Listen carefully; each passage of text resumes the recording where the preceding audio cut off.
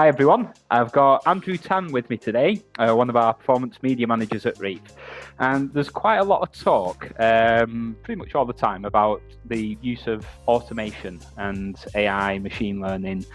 And one of those, key things when it comes to digital marketing is in bid strategies. So Andrew's going to talk a little bit about whether you should be using bid strategies, automation in terms of bid strategies, and also which strategies should you use. So over to you, Andrew. Okay, thanks, Scott. I would recommend for your Google Ad search campaigns, it's definitely worth implementing a bid strategy. Firstly, I'll just start off about what the bid strategy is.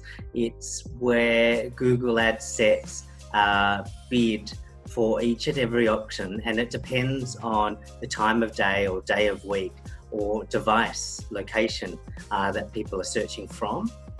And it is really to gain the maximum results for your campaigns. And with the bid strategies as well, it's a lot more efficient than looking after bids and the associated work manually as well. So tell us a little bit about how you use the efficiency saving through the automated bid strategies and where you can reallocate the human input to improve campaigns. Yeah, sure. You can save a lot of time with the automated bid strategies and instead put your efforts during that time that you would have been spending doing the manual bids into looking at things like your keyword quality scores, and that will lead on to some recommendations where you can improve your ads or landing pages. You can also have a look at what competitor behavior is in your industry to see whether there's learnings from that as well.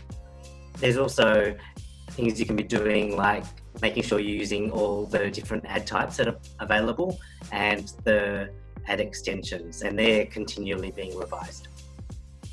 New ones keep on being added to the possibilities. So what if we were to look at using an automated bid strategy? I think we're focusing on search at the moment. What kind of bid strategy is your sort of, I don't want to say a go-to, but which one would you kind of prioritize and why? Well, the one which we use a lot is the maximize conversions strategy. So this one is very flexible because you can actually decide which sort of conversion is right for your business, whether it is a transaction or whether it's a phone call, an email, or a sign up to a newsletter. So that's very flexible there. So that is usually the best one to start off with, really. It can also be quite flexible. So for instance, if you have a low level of conversions, you can actually then amend it and modify it. So if you have a low number of sales, you could split up your conversion into step 1, step 2, step 3, and set up step 1 as your conversion point, allowing you a lot more data, and that gives the Google algorithm a lot more to work with there. It's about testing as well, because that strategic approach you've just talked about, where if, say, conversions are slightly lower volume, or even if they're not in some cases, sometimes it pays to use machine learning or bid strategies to optimize for a conversion point that's earlier in the conversion path and higher up the funnel. And what you might find sometimes is that optimizing for the earlier conversion point will actually generate more conversions than optimizing for the end result or sale. So that it's definitely key to test and good approach. So what are some of the other bid strategies then? Because I know we've just talked about conversions. Do you want to shed some light on some of the other options and any kind of recommendations or advice that you might have for people? Yeah, there's other conversion strategies or other bid strategies that you can use. If you're an e-commerce client and you have revenue imported into Google Ads, there's a target ROAS or return on ad spend strategy which you can use there. So what's useful there is to actually run it for a little while under maximize conversions, and then you'll be able to get a feel for what a typical or what your current return on ad spend is, and then set that up as that bid strategy. It's important to set up a strategy which is realistic, like a realistic metric there. Otherwise, there can be limitations in the amount of ads which are shown. Another bid strategy which you can use is also target CPA, so the target cost per conversion there. That can be useful if you're wanting to set that target CPA and then bring that down slowly over time. But it's best there just to do that as a gradual process as well, so that there can be testing and learning from the algorithm. And can you share any sort of examples or things that you've seen when you've been working with bid strategies?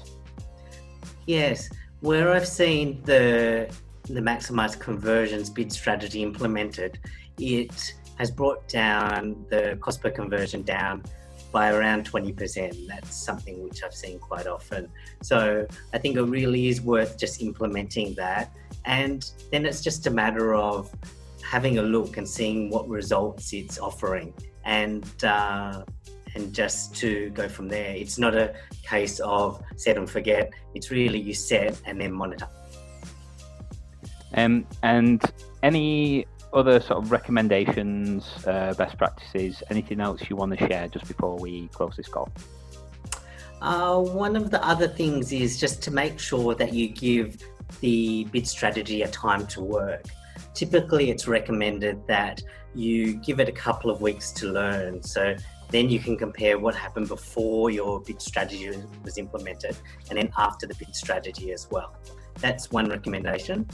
And another one that I'd have would be to make sure that you're looking at that right metric. So if you've set a maximize conversions bid strategy, you may see some reductions in clicks or impressions, or you may see an increase there, but the bid strategy and the algorithm isn't working towards clicks or impressions there. It's working towards the conversions. So it's important just to keep a focus on that key metric that you're looking for results from.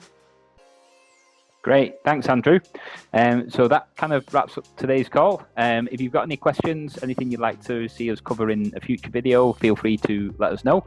Don't forget to subscribe to the channel to be notified when the next video is available. Andrew, I'll let you get back to your day. Thanks for your time. Thanks everyone for watching, and catch you all next time.